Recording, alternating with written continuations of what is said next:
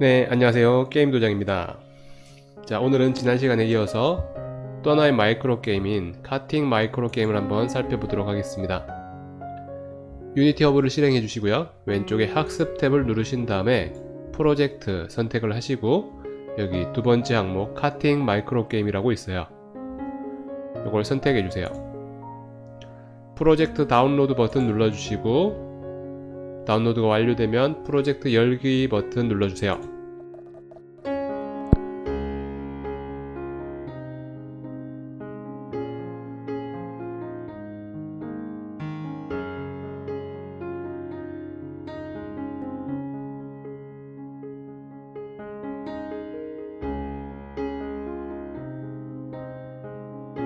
네, 프로젝트가 실행이 됐으면 웰컴 팝업에 Get Started 라는 버튼 눌러주시고요. 네, 이렇게 프로젝트가 실행이 되고 나면 오른쪽에 튜토리얼 탭에서 총 5가지 과정을 통해서 유니티를 배울 수 있게 됩니다. 가장 상단에 있는 플레이 테스트부터 살펴보도록 하겠습니다. 플레이 테스트를 눌러주세요. 플레이 테스트를 누르신 다음에 오른쪽 튜토리얼 항목에서 하단에 스타트 버튼을 눌러주세요. 첫 번째 우리가 해야 될 일은 상단의 플레이 버튼을 누르는 일입니다. 이 플레이 버튼을 눌러서 이 게임이 어떻게 만들어졌는지 한번 살펴보도록 하겠습니다.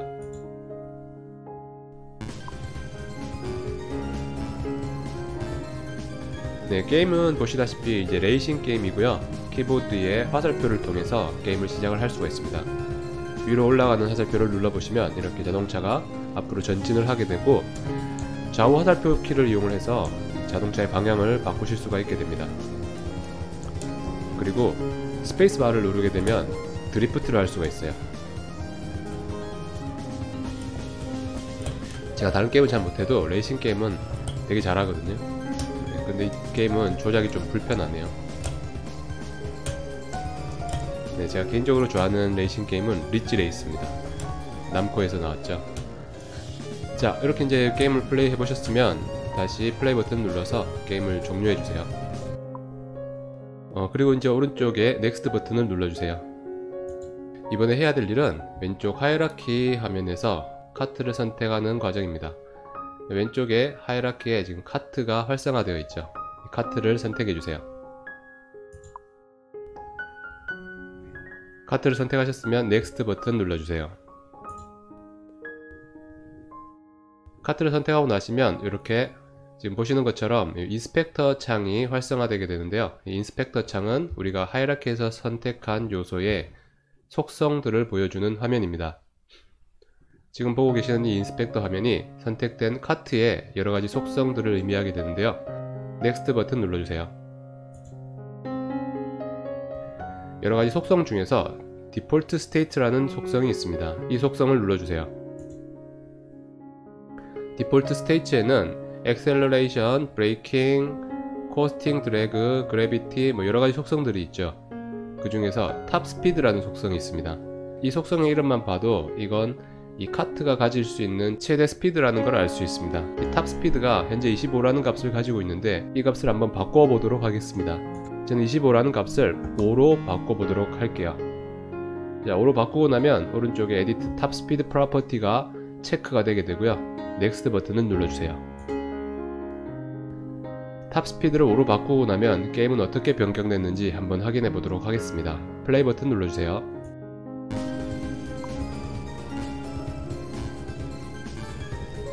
네, 게임을 다시 실행해서 전진 버튼을 누르게 되면 카트의 스피드가 굉장히 느려진 모습을 확인할 수가 있죠.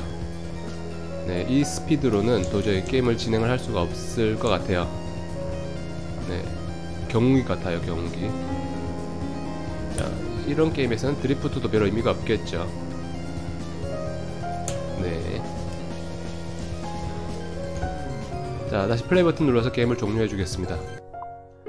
방금 보신 것처럼 속성 값을 바꾸면 게임의 요소가 게임도 변경이 되게 됩니다.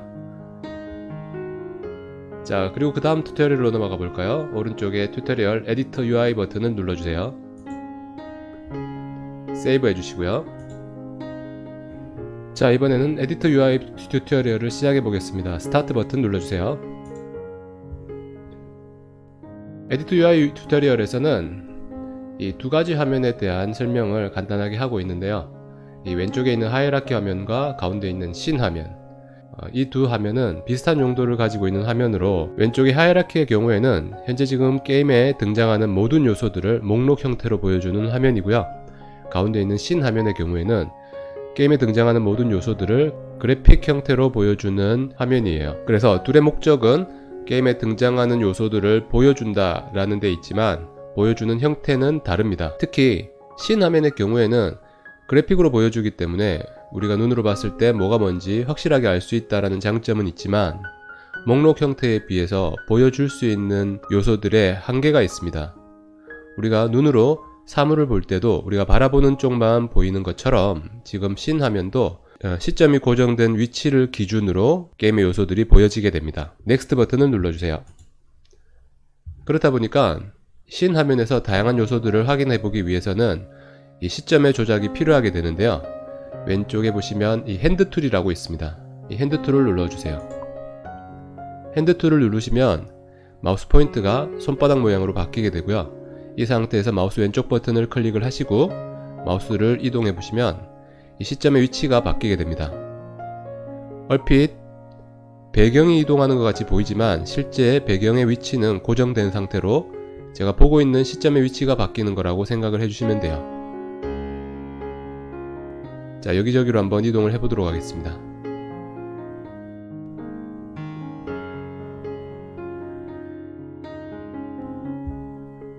마우스 포인트가 화면 밖을 벗어나게 되면 반대 방향으로 올라오기 때문에 계속 이렇게 스크롤을 하실 수도 있어요. 자, 그리고 넥스트 버튼 눌러주세요. 그리고 다음은 Alt 키를 눌러 보시기 바랍니다.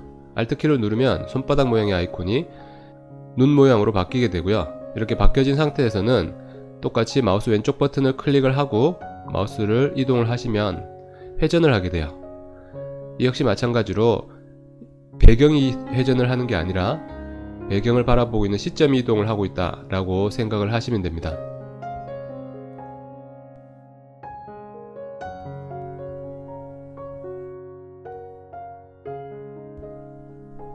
네, 그리고 넥스트 버튼을 눌러주세요. 그리고 마우스 가운데 있는 스크롤 기능을 이용을 하시게 되면 화면을 줌인하고 줌아웃을 하실 수가 있게 돼요. 넥스트 버튼 눌러주세요. 그리고 다음으로는 하단의 프로젝트 영역에 대해서 간단하게 설명을 드릴게요. 프로젝트 영역은 우리가 하나의 게임을 만들기 위해서 필요한 모든 재료들을 담고 있는 화면이다 라고 생각을 하시면 됩니다. 게임에 필요한 요소들은 그래픽, 사운드, 그리고 게임을 동작시키기 위한 소스 코드 등으로 이루어져 있죠. 그런 재료들을 담고 있는 영역이 이 프로젝트 영역이라고 생각을 하시면 돼요. 넥스트 버튼 눌러주세요. 그리고 다음 튜토리얼인 에디트 컬러로 넘어가 보도록 하겠습니다. 튜토리얼 에디트 컬러스 버튼을 눌러주세요. 에디트 컬러스 튜토리얼을 시작하기 위해서 스타트 버튼 눌러주세요. 자, 이번에 해야 될 일은 왼쪽 하이라키에서 카트를 선택을 해 보시기 바랍니다. 제일 위에 있죠? 이 카트를 선택을 하시게 되면 이 씬 화면에서 카트가 선택이 되게 됩니다. 지금 씬 화면상에서 카트가 되게 작게 보이기 때문에 선택이 되었는지 잘 확인이 안 되죠. 키보드에 F키를 눌러 보시기 바랍니다. F키를 누르게 되면 하이라키에서 선택한 요소를 씬 화면의 가운데로 위치하게 됩니다. 그래서 만일 게임에 특정 요소를 선택을 해서 씬 화면에서 보고자 하실 때는 왼쪽 하이라키 화면에서 선택을 하시고 키보드의 F키를 누르게 되면 씬 화면 가운데 나타나게 됩니다. 넥스트 버튼 눌러주세요. 이번에는 게임에 필요한 재료들을 담고 있는 프로젝트 영역에서 특정 재료를 한번 선택해 보도록 하겠습니다. 이번에 선택할 재료는 카트의 재질과 색상 정보를 담고 있는 머티리얼이라는 재료를 선택을 해 볼 건데요. 그 머티리얼의 이름은 카트레이서 머티리얼입니다. 그런데 지금 글씨가 잘려서 잘 안 보이실 텐데요. 그럴 때는 오른쪽 하단에 있는 이 슬라이더를 이렇게 조정을 해 보시면 이 재료의 아이콘의 크기가 달라지게 돼요. 가장 작게 만드시게 되면 이 썸네일 이미지는 줄어들지만 이 파일의 이름은 정확하게 보이게 되죠. 그래서 여기에 있는 카트레이서 머티리얼을 선택해 주시기 바랍니다. 카트레이서 머티리얼은 이 카트의 재질과 색상 정보를 담고 있는 파일이고요. 선택을 하게 되면 오른쪽에 인스펙터 창에 선택된 요소의 속성이 나타나게 됩니다. 우리가 하이라키에서 선택한 요소도 인스펙터에서 속성을 볼 수 있고 프로젝트에서 선택한 요소도 인스펙터에서 속성을 볼 수가 있어요. 속성 값 중에 알베도라는 속성이 있는데요. 이 속성이 색상 정보를 담고 있습니다. 알베도 옆에 이 네모를 선택을 하시게 되면 색상을 변경할 수 있는 팝업 창이 뜨게 되고요. 이 창에서 여러분들이 원하는 색상을 선택해 보시기 바랍니다. 선택을 하셨으면 색상 선택 창을 닫아 주시고요. 튜토리얼 창에서 넥스트 버튼을 눌러주세요. 자, 이렇게 색상을 바꾸고 나면 게임을 다시 플레이해서 색상이 잘 변경됐는지 확인해 보도록 하겠습니다. 상단에 플레이 버튼 눌러주세요.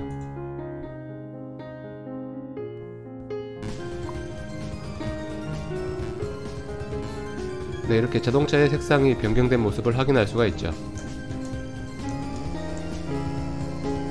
여전히 속도는 느려서 이게 진행이 좀 힘들 것 같네요.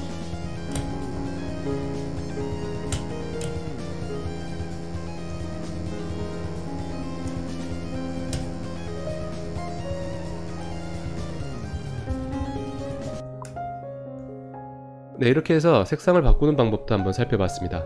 다음 튜토리얼로 넘어가 보도록 할게요. 이번 튜토리얼은 튜토리얼 Add Prefab 이란 튜토리얼이고요. 튜토리얼 Add Prefab 버튼을 눌러주세요. 스타트 버튼 눌러주시고요. 이번에는 하단의 프로젝트 영역에서 준비되어 있는 재료 중에 빌딩 쇼트라는 재료를 선택해 보시기 바랍니다. 역시 이름이 잘려서 잘 안 보이실 텐데요. 쭉 작게, 최대한 작게 만들어서 빌딩 숏을 찾아보세요. 여기에 제일 위에 있네요. 네, 빌딩 숏을 선택을 하시면 여기 오른쪽에 어떤 재료인지 조그맣게 나오게 되는데요. 이 빌딩 숏을 드래그 하셔서 화면에 배치해 보도록 하겠습니다. 이 건물을 배치하고 나시면 좀 더 정확한 위치로 변경을 하기 위해서 왼쪽 상단에 십자 형태의 화살표가 있죠. 이름은 Move Tool이고요. 이 버튼을 눌러주세요. 버튼을 누르면 우리가 선택한 빌딩 숏의 가운데 3축으로 화살표가 나타나게 되고요. 그 중에 원하는 축을 선택을 하시고 마우스 왼쪽 클릭을 하셔서 이동을 해보시면 선택된 건물이 이동을 하게 됩니다. 원하는 위치를 결정을 하셨으면 넥스트 버튼을 눌러주세요. 그리고 무브 툴 옆으로는 로테이트 툴과 스케일 툴이 있는데요. 로테이트 툴의 경우에는 선택된 요소를 회전시키는 역할을 하는 기능입니다.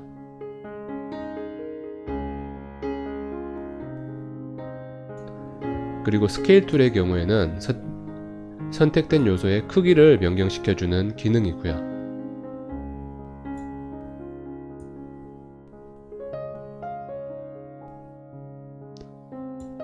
이렇게 위치와 회전과 크기를 결정을 하셨으면 넥스트 버튼을 눌러주세요.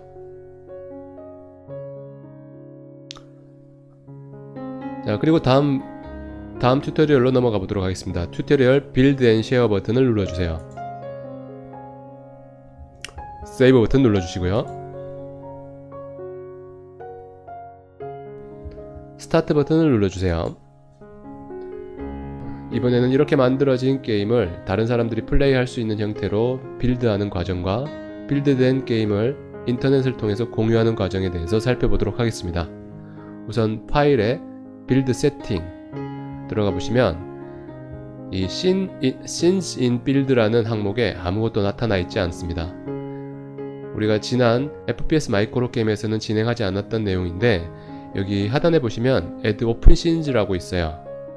이 버튼이 의미하는 바는 최종적으로 게임의 실행 파일을 만들 때 어떤 장면을 게임에 담을 건지를 결정하는 버튼이에요. 우리가 지금 현재 만들어 놓고 있는 장면을 게임에 포함을 시키고자 하실 때는 여기 Add Open Scenes라는 버튼을 눌러 주셔야 됩니다. 이 버튼을 눌러주세요.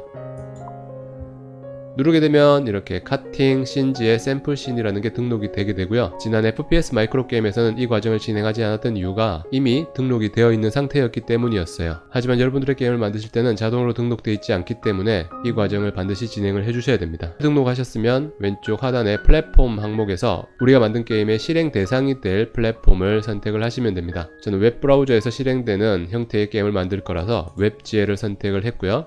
선택을 하셨으면 하단에 스위치 플랫폼을 눌러 주셔야지 해당 플랫폼으로 우리 게임 소스가 전환이 되게 돼요. 스위치 플랫폼 버튼을 눌러주세요. 네, 이렇게 전환되고 나면 해당 플랫폼 오른쪽에 유니티 로고가 표시가 되게 됩니다. 표시가 된 걸 확인을 하시고 오른쪽 하단을 보시면 스위치 플랫폼 버튼이 빌드라는 이름으로 바뀌게 되고요. 이 빌드 버튼을 누르시게 되면 우리 게임이 실행할 수 있는 형태로 만들어지게 돼요. 빌드 버튼을 눌러주세요.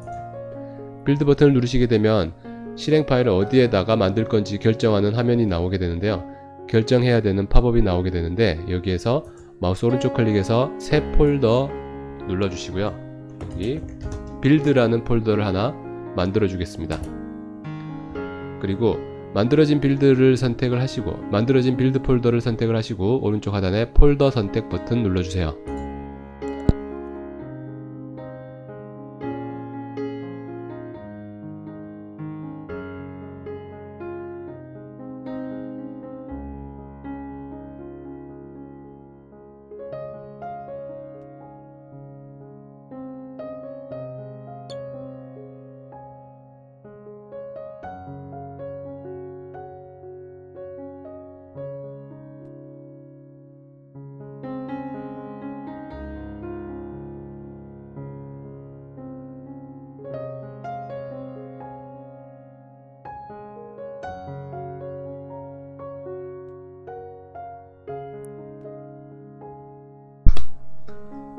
네, 빌드가 완료됐습니다.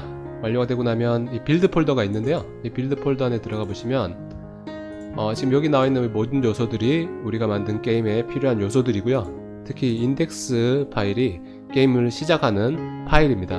그런데 이 파일을 더블 클릭한다고 해서 여기서 게임이 실행되는 건 아니고 우리가 만든 게임은 웹서버라는 컴퓨터에서 동작을 하게 만들어져 있어요. 그래서 이거는 나중에 웹서버에 전송을 하셔야지만 실행을 할 수 있게 됩니다. 탐색기를 닫고 유니티로 돌아와서요. 그렇게 웹서버로 전달하는 과정을 진행하기 위해서는 윈도우즈 메뉴바에 보시면 쉐어 웹GL 게임이라는 메뉴가 있어요. 이 메뉴를 선택해 주세요. 선택하시면 이 게임을 웹서버에 올리기 위해 프로젝트 이름을 여기에 입력을 해주시면 되고요. 기본적으로 New Unity Project라고 되어 있는데 이 그대로 쓰셔도 되고 여러분들만의 이름으로 올리셔도 됩니다. 결정이 되셨으면 하단에 쉐어 버튼을 눌러주시면 됩니다.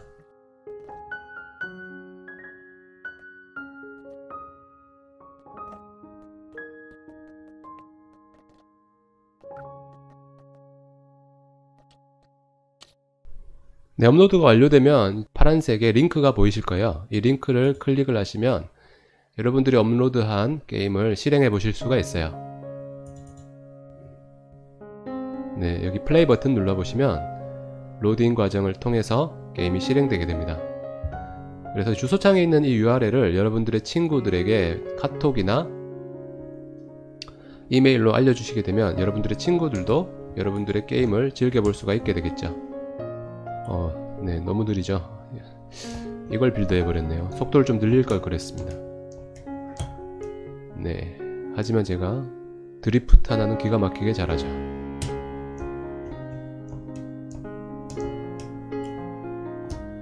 네, 이렇게 해서 이번 튜토리얼을 한번 살펴봤습니다. 다시 유니티로 돌아가서 창을 닫아 주시고요. 넥스트 버튼 눌러주시고 던 하시게 되면 튜토리얼이 모두 끝나게 됩니다.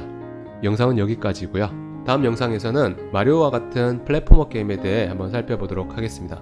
누구나 쉽고 재밌게 게임을 만들 수 있는 그날까지 게임도장이었습니다.